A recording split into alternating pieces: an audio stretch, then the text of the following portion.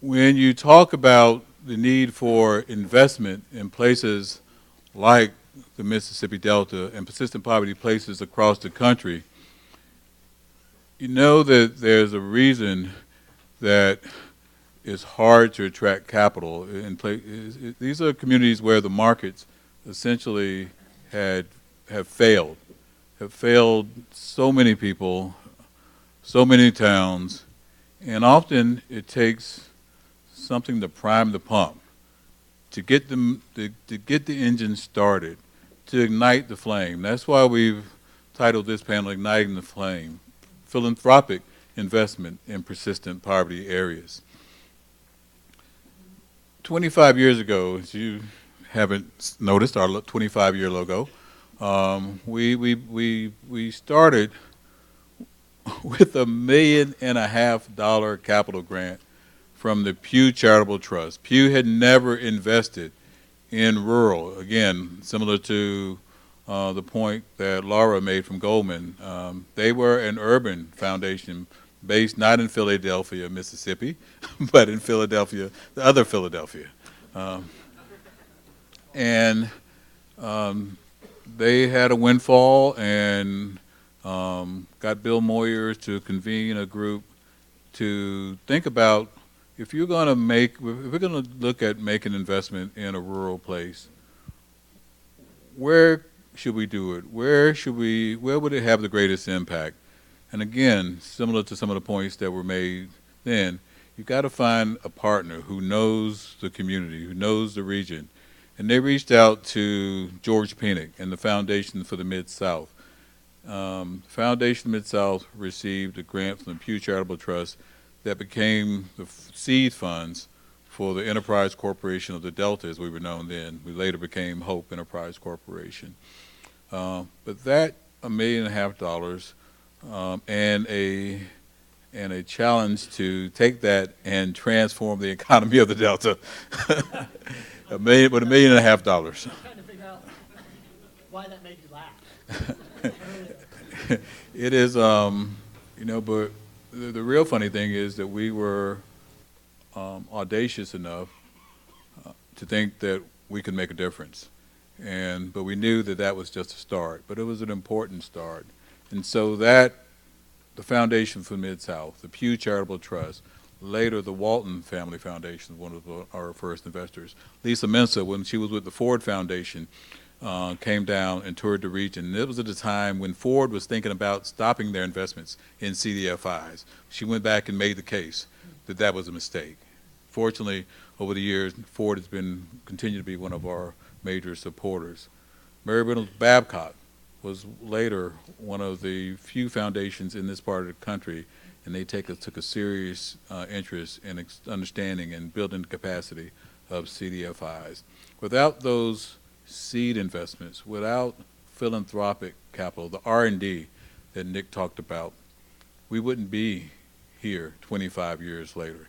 CDFIs across the country would not be in a position to do the work they're doing, nor would many other community development organizations that get at the critical issues that we're talking about today. So I really think that this is a perfect segue from the last panel to talk about the role of philanthropy in seeding change in communities like the ones we're talking about today. We have a great group of folks: Anne-Marie Burgoyne from Emerson Collective, Kyle Peterson from Walton Family Foundation, Justin Maxson from the Mary Reynolds Babcock Foundation. You see their bios. They are amazing individuals in their own right.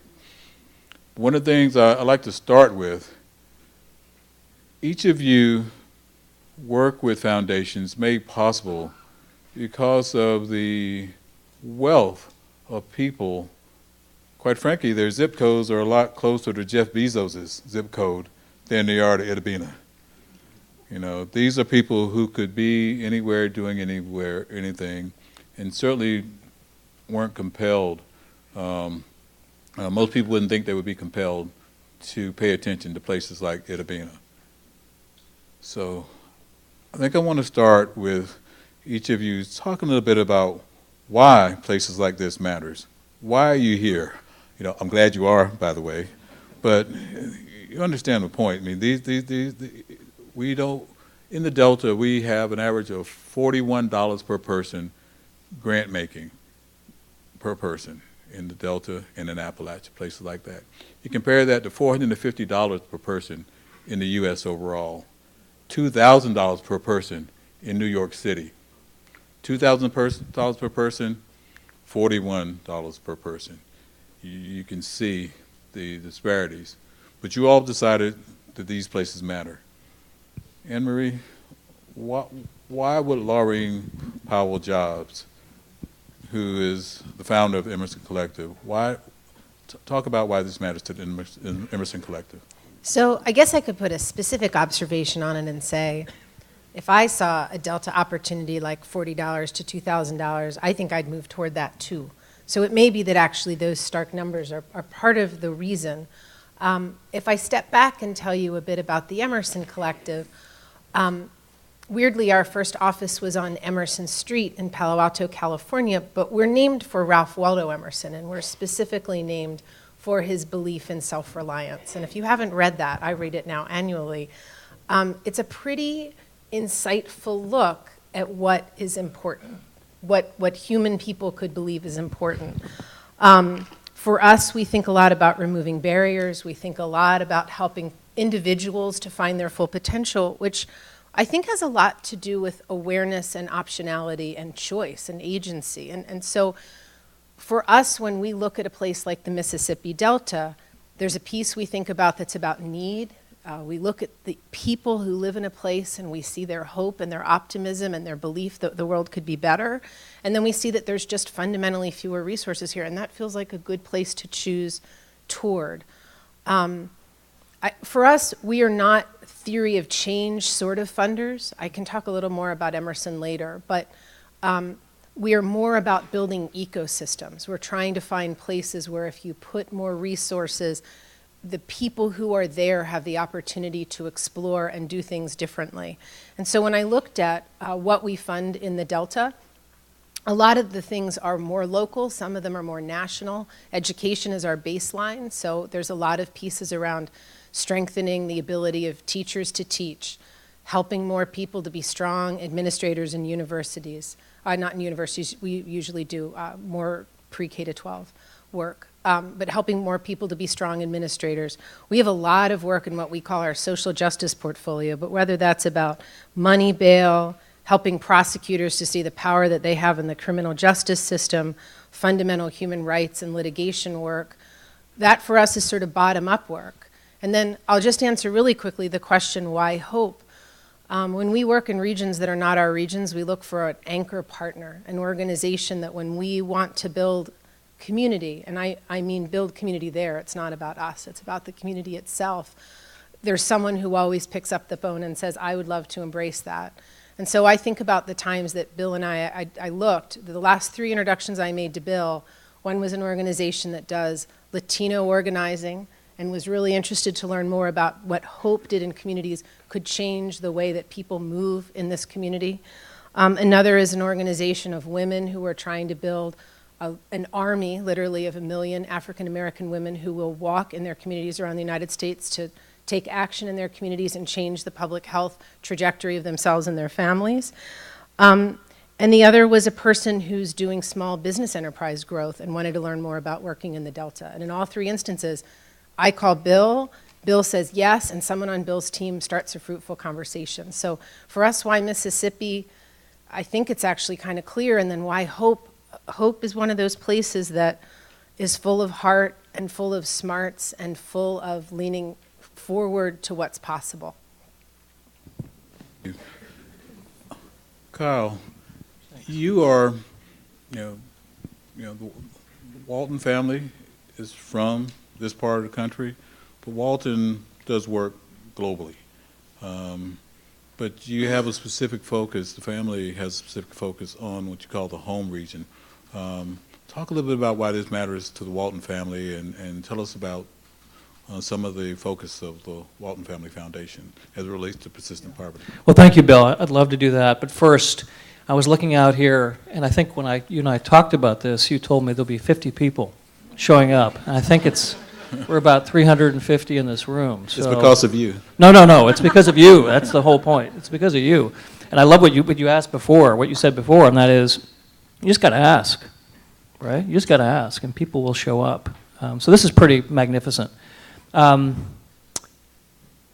This is very meaningful, this work to the family. And in fact, we have 2 family members here today just to demonstrate the level of commitment to this area.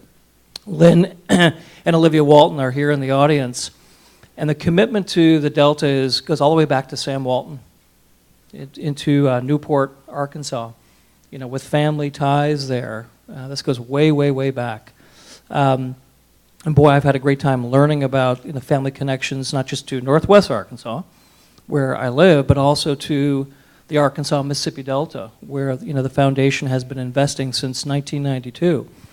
But I really think, beyond the fact that there is a real family connection there is just a strong ethos across the generations about what this work means, and it all comes down to opportunity. And what we say at the foundation is, where opportunity takes root, where opportunity takes root, and that's where when I visit the Delta, places like Phillips County and Coahoma County here in Mississippi, I can see the seeds blossoming in terms of opportunity. But the family is very committed to these 2 areas. These are 2 of the counties where we work in. And the work spans across a number of areas. One is around education, and we can talk about that a little bit later, but we invest, for example, in both charter schools and district schools in the areas where we work, and making sure kids who would not otherwise get an education like all of us received. Another area is around public safety. That's been an issue certainly in the Delta, and one that we haven't shied away from. It's something that was asked when we did kind of deep reflection and conversations with folks in the Delta maybe 5 or 6 years ago. We heard about that. Another area is around economic development, and that's very targeted in these 2 counties. And it's exciting work. I read tons and tons of stuff, and we do lots of data collection on all the deficits that exist in this area, tons. And but what we focus on are those assets, and we definitely see opportunities for investment. We were certainly an early funder of Hope. We are a funder today of Southern Bancorp, another CDFI, and Darren Williams is here in the room. If you could just raise your hand, Darren, there you are. Great organization that's playing a huge role in this area. But we also find, I think, small opportunities that blossom, things like investing in an arts co-op that's in Clarksdale, Mississippi. That would be investing in some historic buildings and giving space for kids to come and do various art activities. We invest in a thing called Griot Arts, that's linked with a very cool kind of a coffee shop, and they train kids, opportunity youth who are 18 to 24 who are not in school, and to give them opportunities that they would not otherwise have. We invest in bigger things, infrastructure projects, all very catalytic, things like the rail spur that is in Phillips County. And a number of entities got together, like the Delta Regional Authority and the Phillips County Port Authority, and needed to invest in a rail spur that was going out to a number of manufacturing sites, and they just had a gap. And we were able to come in with a grant. And I think, one of the last things, and I'd love to come back to this, you made mention of it, Bill, this morning, is the issue of just, bringing funders together. One of the things that I've seen as I've come out, and really it really irritates me, is when funders are not working together. And some funders have left, certainly the areas where we're working, but many are still there, doing fantastic work. And it's a shame when the funders don't work together, don't understand what's working, what's not working, aren't sharing data, just some basic stuff. So one of the things that we did with Winthrop Rockefeller Foundation, they're also here, is to support the Delta Philanthropy Forum. And that's something now which will be ongoing, bringing together upwards of 40 funders in the area to make sure that we're working together to find the stuff that works. Thank you, Kyle. Your comments reminded me that, again, taking me back to 25 years ago when Pew was making the decision to invest or not invest in the startup of the Enterprise Corporation. Rob Walton was on the board of the Foundation for Mid-South, and it was not long after his father had passed. A few days, shortly afterwards, there was a big meeting in Philadelphia, and Pew, it's my understanding that they were going to cancel the meeting because, out of respect for Mr. Walton's passing, but Rob said it was too important. And so he got on the plane to Governor Winter, George, and several other board members, and went to that meeting and convinced the Pew Charitable Trust that this was someplace that they needed to be. And so, again, the importance of collaboration and leadership among foundations, I think, cannot be overstated. The Babcock Foundation, again, it's interesting how these dots connect, actually made the grant that paid for my first job out of college at Self-Help. We were a small CDFI at that time in North Carolina, and I was told I had to raise my own salary. Well, fortunately, George Penick was a program officer at the foundation, and the foundation has not stopped investing in development in low-income communities since then, as has really focused on CDFIs. We'll talk about that a little bit more later, but Justin, I'd like to get you to talk about why Babcock. The Babcock family, again, is incredibly wealthy, but they saw community development across the Southeast as important. Can you talk a little bit about that and how Babcock approaches that work? Sure. It's wonderful to be here. Thank you for that. I think the family has a commitment to figuring out how to address some of the deepest, hardest challenges in the South. And part of that is just a recognition that we won't thrive as a country if we have communities that aren't thriving. And the historical realities of slavery in the South, of exploitation in Appalachia, are legacies that still play out today. And I think the family believes deeply that every community in the region has opportunity. Every community in the region has got potential. Even these communities that have suffered the worst of our history. And so the Babcock family, the Mountcastle family, think we can be most transformative by being in those places with deep, long-term general support investment. We actually don't do project support because of this belief that we have to show up in these places over time, that the challenges in some of these communities were created over centuries, and the solutions in some cases will require decades of investment. So I think the family holds the idea that social justice is economic justice, in that equation requires the sort of investment, time, attention, particularly from general support resources that try to make that equation real. We, I think, share with Anne-Marie, though we do call it a theory of change, that our theory of change is about ecosystems, and it's trying to figure out how do we support groups of groups that work together in place to bring the range of the things, whether that's capital or technical assistance or organizing, in that the sort of relationships it takes among organizations to do that sort of strategic collaboration is not a quick process. So we believe the hardest places in the South deserve this sort of investment, and it's only through that sort of investment over time where we go from a transactional approach to a transformational. You talk about ecosystems, and it's here in each of your comments, since we need to take a comprehensive approach to the challenges that face these regions, like the Delta.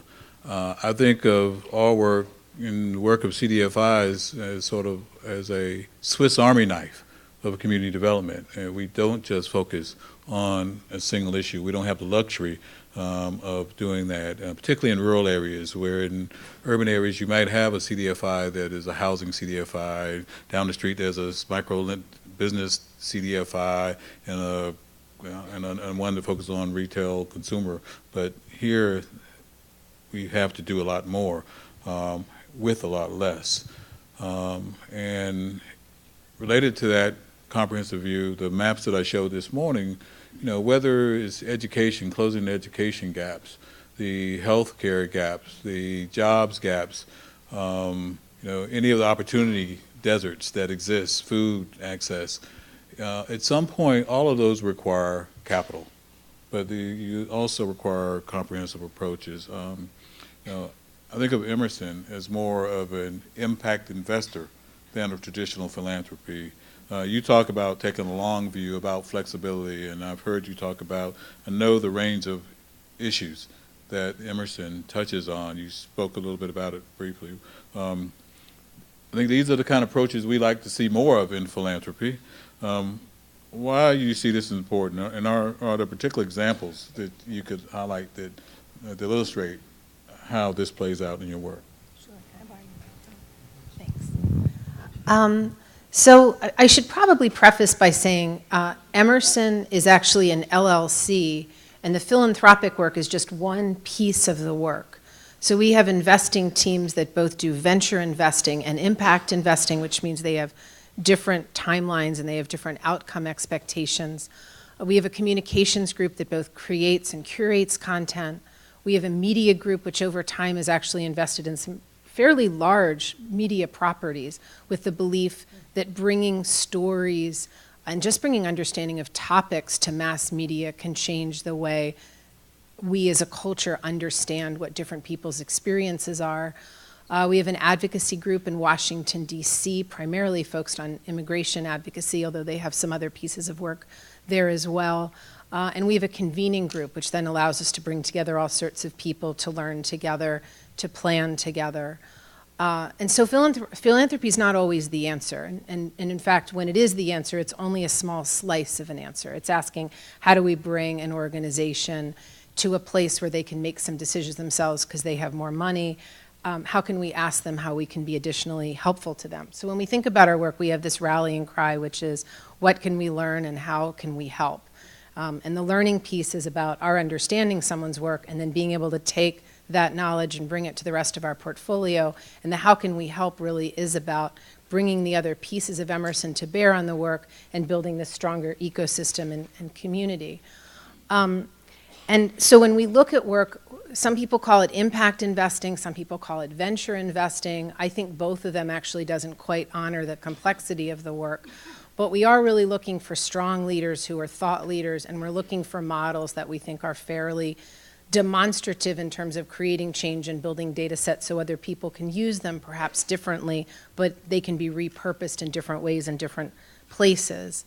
I'll also say, and I don't think this is entirely unique, all of our grants are general operating grants, so we don't do any project or program-related work. And they're all multi-year. They're usually 2 years to start, 3 years, and then they sort of build in terms of duration after that. And our belief has been both, it takes a long time to do things that are hard.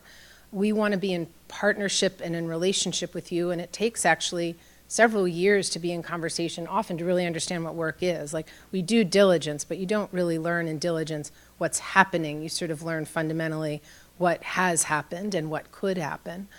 And so that always takes time. And then there's another piece, which is we offer a lot of capacity building at our shop, both things we curate in-house. We have a lot of vendors, and if folks use those vendors, we pay for you to have those experiences and opportunities, and we continue to build on that. And our belief has been that this is a highly underinvested in sector. And so anything we can do to help leaders, teams of leaders, entire staffs of people to fundamentally find their own power and their own potential really drives forward the work. Am I getting at the question a little bit? So I guess so philosophically, we're really trying to do something different, which then undergirds why we are about building ecosystems, because our belief is, it's almost like, I used to work at a venture investment place, and I felt like what we were doing was funding stars. And there's actually something very powerful in funding stars.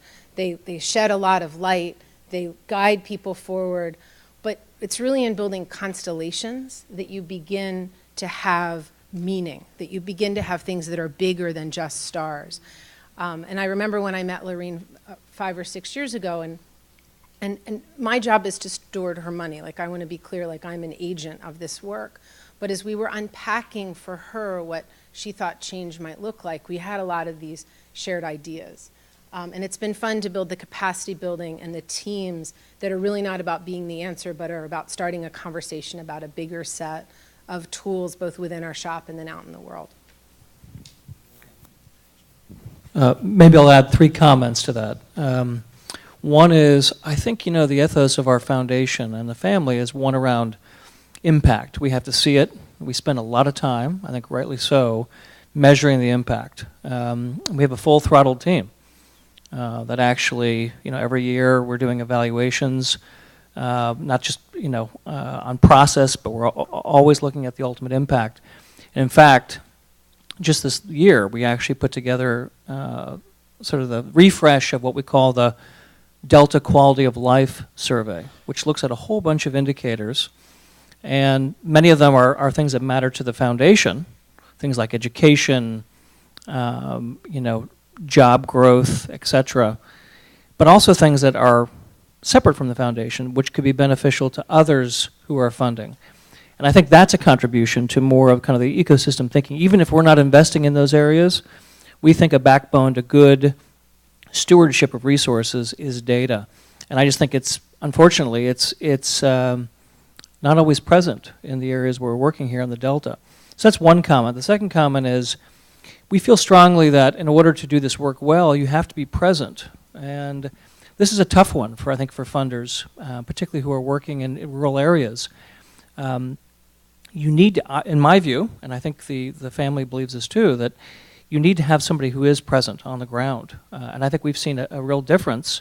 We have a program officer who is based, in the Delta areas where we work, who is able to identify opportunities, meet the folks who are making things happen, develop the relationships and the ecosystems. You really need to be on the ground. And I think particularly in areas where we're focused on today with rural poverty, it's easy to kind of jet in and jet out, do a number of interviews, and kind of base your theory of change on that. I think you really need to be present. And third, the idea of impact investing is interesting, and it's something that needs to be looked at. And we're actually just going into a new 5-year strategic planning cycle, and we're looking at areas where we have succeeded and where we need to put some more focus. And certainly we want to look at all the tools in the toolbox for sure.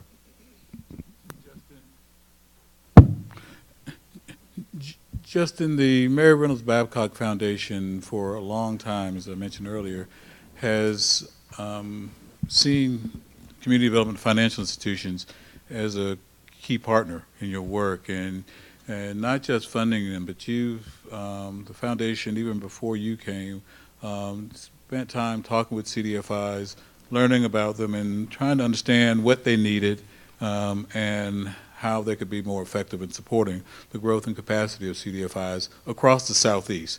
Where there's, talk about opportunity deserts, there's CDFI deserts in many communities, even though I think Dan's data about the high number of CDFIs in Mississippi is accurate. That happened after the financial crisis, when there was an opportunity from Treasury to invest in CDFIs, and several banks took advantage of that. But that has not been the history. You have a unique perspective, having been the CEO of a CDFI. So can you talk a little bit about the Babcock Foundation's approach and to CDFIs and what you've learned over the years. Sure. The first thing I'll say is the foundation thinks that CDFIs are the best bet in rural development. Just fundamentally, our experience, 60 years, scratching our heads about what can we do to most help economically distressed communities, we can't come up with a better answer. So I think Dan Latondra did a great job in enumerating some of why that is, but that unique combination of finance, business acumen, the hands-on technical assistance and skill with entrepreneurs and other organizations, local knowledge and expertise, program innovation, policy chops and interests, like that combination does not exist in a lot of organizations. Layer on the fact that those same CDFIs also earn some percentage of their costs, and as a grant maker, it's a terribly compelling combination. So I think we think CDFIs are the place in the South in particular where economic justice and social justice show up in real ways. They aren't perfect institutions, but it's our sense that they're the best. We have learned that there is no one-size-fits-all CDFI, and that they need from grant operating support, capital grants, loans, a whole range of resources that not all of them have access to. So we have tried to be intentional both about ensuring we can provide from guarantees to loans to capital grants to straight up general op support. Because CDFIs, if you've seen one CDFI, you've seen one CDFI. We think self-sufficiency is important, but often gets held out as the primary way to think about CDFI success. And we've learned it's just more complicated than that, that CDFIs thrive when they focus on market context, understanding their place, structure, how they're organized, what they're trying to do, and implementation.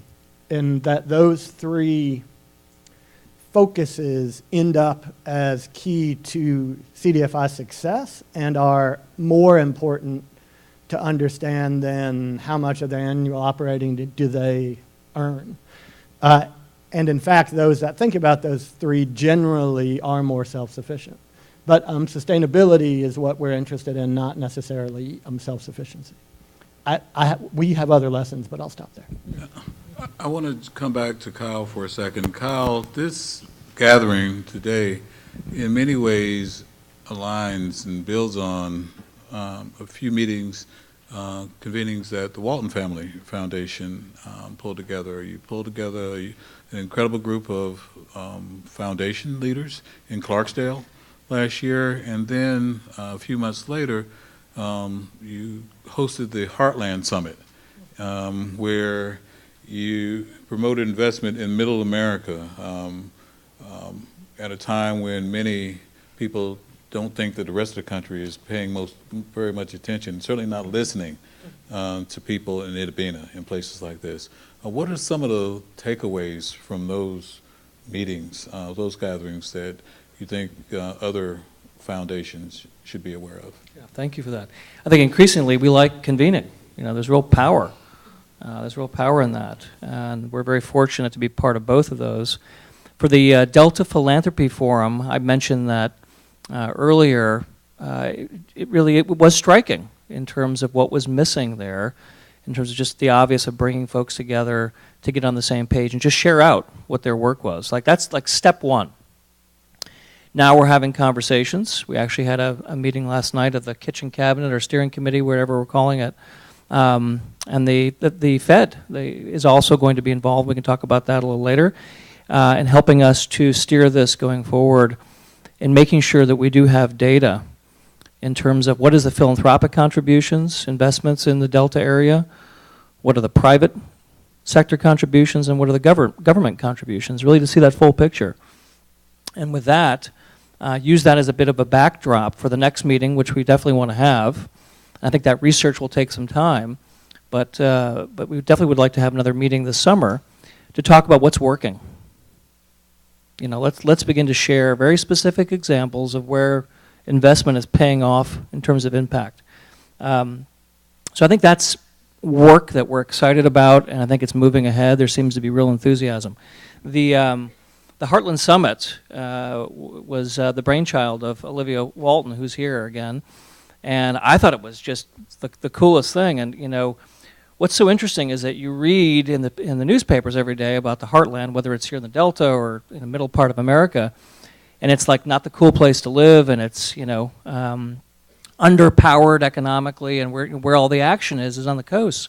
Well, lo and behold, you bring together, you know, 350, mostly younger folks, and boy, they have stories to tell about success across the country, you know, and that's what this is about. This was to celebrate the successes that are going on, certainly with investment, but also in these kind of multi-sectoral partnerships that are happening with, you know, cities and foundations. It was, you know, 2.5 days of great conversation. We're already talking about the next one that would happen in 2020. This one was not to be a matchup of investment opportunities. This was really to see if the kind of the hypothesis that we had, which was, you know, if folks from the mid part of the country came together to talk about their own challenges and opportunities, would they get benefit from that? And absolutely the impression was yes. You know, a lot of us go to conferences, very nice conferences in places like Aspen and Los Angeles, Boston, New York, and we sometimes hear about the problems in the Heartland, but often from people who are not from the Heartland. So this was to really put a different spin on it, and I think it was quite successful. Just interesting conversations about, like, what's the secret sauce in places like in Duluth, we got a rock star mayor there, or Kansas City, and the work that, you know, the mayor there is doing with both nonprofits and companies. The role that the arts play, you know, overwhelmingly, we heard over and over and over again. You know, the arts isn't a nice to have. The arts is like a must to have if you're interested in starting new businesses and you care about, you know, entrepreneurs. So yeah, there were other takeaways from that gathering, but I think, you know, there's definitely something when you get people in the room who are talking about their own experiences and can share kind of an approximate way. And folks from, you know, as I said, Duluth can share with folks in Des Moines. It just, there's not enough of that going on right now in the Heartland, and we were quite excited about it. Thank you. I want to pivot to piggyback on a point that I think Nick raised earlier. I certainly agree with his point that if CDFIs are not doing advocacy or aren't talking about systems change, then they're not doing their jobs. Laureen Powell-Jobs says, read a quote, "Complex systemic failures require flexible approaches, new models, and improved public policy." Anne-Marie, can you talk to us about systems change and philanthropy and maybe some examples of investments that you've seen that build local capacity, create that agency, and empower citizens to chart their own future? I can, and I actually think I'll use hope-based examples. I mean, one of the things we've been lucky enough at the Emerson Collective, and we're in Northern California, so we're pretty far away. I think this is my 5th or 6th trip to the Delta in the last 5 or 6 years, and so today, you know, I didn't have to raise my hand because it isn't my first time in Utah, and I think it's my 3rd time, and I've been to Drew, and I've been to Moorhead, and I've been to Indianola, and I only mention this because Bill's been very good about stewarding our team. Every time I come, I bring new people because I feel like it's my job, honestly, to help more people to understand the places where we work. Just because you sit in San Francisco or New York or Boston or Washington, that isn't actually where the most important things I think that Emerson is doing are happening. But in the course of those visits, we often would get to meet mayors or we'd get to meet principals of high schools. And what was always so powerful was when you really sat and talked to them, they knew what needed to happen in their communities pretty consistently. And they both knew on a structural level, and then they knew on a more specific level. And so one of the things that's part of the work that we do with Hope is called the Catalyst Fund, which is a fund that's set up so that leaders of communities can bring together other people in their communities to have conversations about what change could happen, and those things can then get funded, which I mention not because it's necessarily about advocacy and it's not necessarily about big systems change, but I think when change in people's communities, that's the change they want to see, that's that leading change that feels like, well, if it's about streetlights or it's about sidewalks or it's about playgrounds, if those changes happen, that feels like actually the train could leave the station, or maybe the train actually has a little bit left the station. So that's one place I would observe. I think there's some interesting momentum and opportunity. And another place I look a lot is in our immigration portfolio. So Emerson focuses on education, immigration, the environment, health, particularly around environmental determinants of health, and social justice. Those are our 5 areas. And in immigration, it's probably fair to say that the national conversation about immigration is stuck or stymied. It's not going anywhere really quickly. But there's a lot of excellent work that can happen on a state level and on a local level in immigration. And whether that's simply a community choosing to be a more welcome and safe place to live, it's a cultural change, but it's a change that can happen. Or whether it's about municipal ID cards or allowing young people to get, at the state level, scholarships for their education, or it's allowing people to get driver's licenses. There's tons of discrete policy-oriented changes that can make an enormous difference in the quality and safety of people's lives. And so whether that's about leaders looking out on the horizon and seeing those changes, whether that's about individuals in a community deciding that they're going to advocate for those changes, and those being conversations not just to people who have need, but people who fundamentally believe that communities are safer and stronger when everyone in a community is in a position to make choices for themselves and their families that are better. That is when really fundamental change can happen. And so that's another place where we put a lot of support, is in allowing success, those discrete but important kinds of success, to happen, for people to see it and for people to advocate toward it. You know, I can't imagine what that $41 per person figure would be if it wasn't for foundations like yours. But you also know that that $41 is not enough. And again, advocacy, I think, plays a critical role in increasing the pie to get to the billions, or as Jesse said, maybe the trillions that are really needed to affect the change that's needed in places like Indian country and the Black Belt and the Delta. Just in some of the work that you've done, I think really gets at that in important ways in the Babcock Foundation, investing in advocacy, in organizing, investing in, there's a group of persistent CDFIs from persistent poverty areas. You saw what could happen when you helped lead the way for the investments that Lisa talked about with USDA leveraging $400 million. Can you talk a little about the role that you all play in igniting the flame around advocacy? Sure. I think this is only a little unfair to say. I don't really think we've got a federal rural development policy that makes sense. And particularly that highlights communities that have experienced persistent poverty.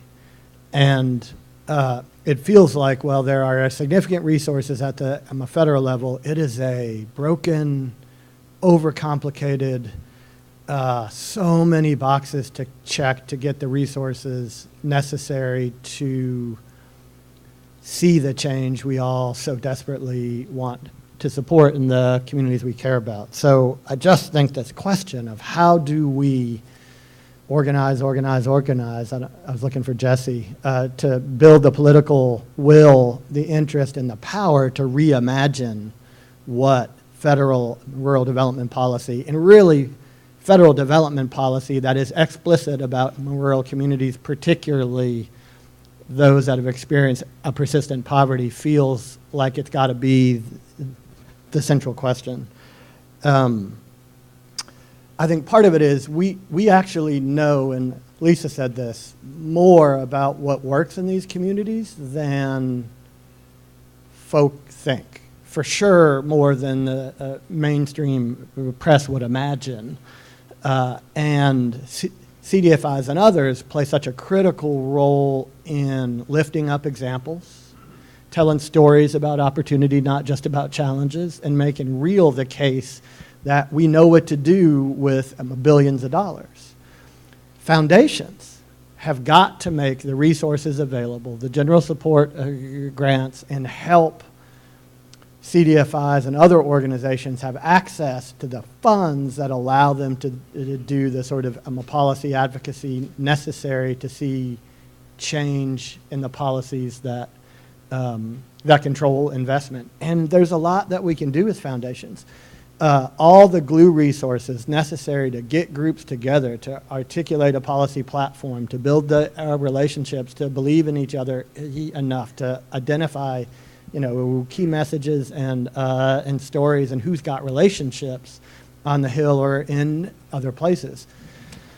General support resources can go to organizations that do advocacy. There is no reason we cannot put those dollars in, and there is no reason a 501c3 nonprofit organization cannot do advocacy with up to 20% of, now I'm not a lawyer, so don't take that as legal advice, but it is very clear. So I think part of it is foundations becoming more comfortable with what we can do. Part of it is acknowledging the expertise and the wisdom that our grantee partners have, and then part of it is making sure we put the resources out to make sure that they can do the necessary advocacy work to imagine policy at all levels that makes rural development make more sense.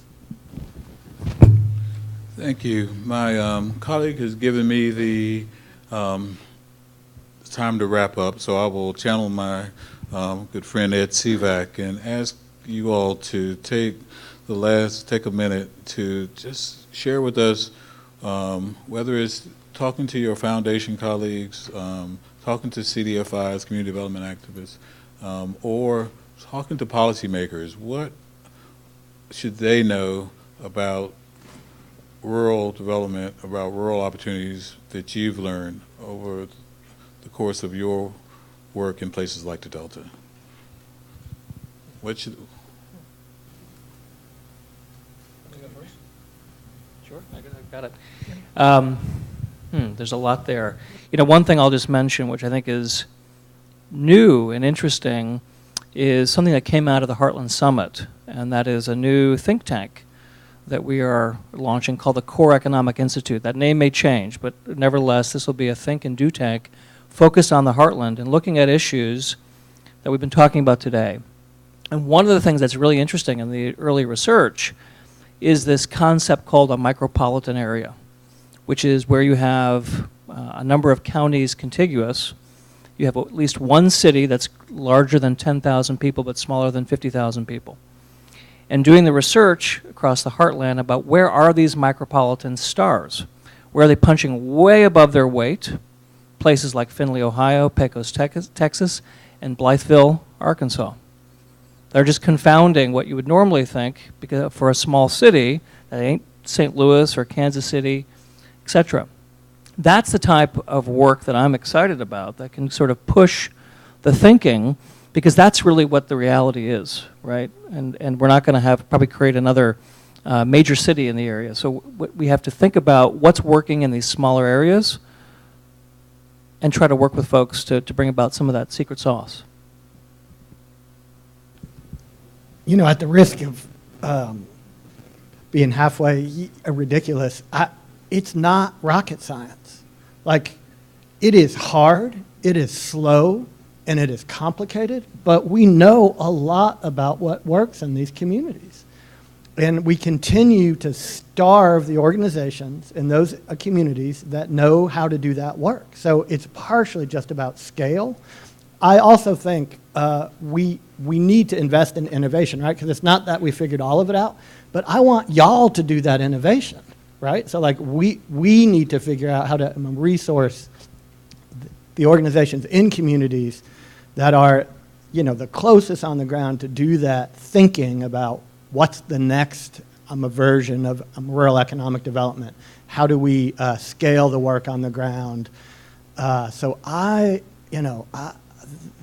there's a lot to figure out, but as I look around the South, I see many examples that convince me we know a lot more about what works, and we have to figure out how to shine a spotlight on that and make the case for the scale of resources, the billions, necessary to see the outcomes that benefit people on the ground. Guess the last observation I'd make, and I admit this as a person who is not from this place, but has come to this place and has been learning a lot. And I guess I would say to my peers, we learn a lot more from Hope and from the work here than they learn from us. I'm very confident of that. And so when I think about our immigration team and the way they've been working with the Hope team on their Hispanic initiative to reach out and bring more people to the credit union who are Spanish-speaking people and are people who have really the exact same needs as those that the credit union responds to, but didn't feel that they saw themselves in the products before. The immigration team is really excited about that. It's kind of divergent. Our education team is excited about the work that Hope does within high schools. They have a credit union branch in a high school, and our team would love to learn more about that. Or there's a bunch of people in our investing team who come out of venture who know a lot about technology, and they're really interested in Hope's app device, and they want to make that stronger, and they want to figure out how they can bring people from Silicon Valley to look at the app. I think it's kind of an amazing thing when there's a vehicle that's strong enough, that's doing enough breadth of work, that people with other skills and knowledge and talents can come, learn more, and say, I would like to be part of what's happening there. And that's really all about our learning and our knowledge, and we feel really humbled and blessed by that opportunity. So you have to build a relationship to have those kinds of opportunities, but it's so well worth it to go to a place that is not your place, where just because of the divergence of experience, opportunity can happen. Thank you all. It is so clear that resources are important, but those resources don't hit the mark without people who care, who take the time to come to places like Itta Bena and learn, and then follow that up with action. So glad that the Waltons, Maureen, the Babcock family cares enough about these places, and that they're smart enough to hire leaders like you to make sure that those investments hit the mark. So thank you. Please join me in welcome and thanking our panel.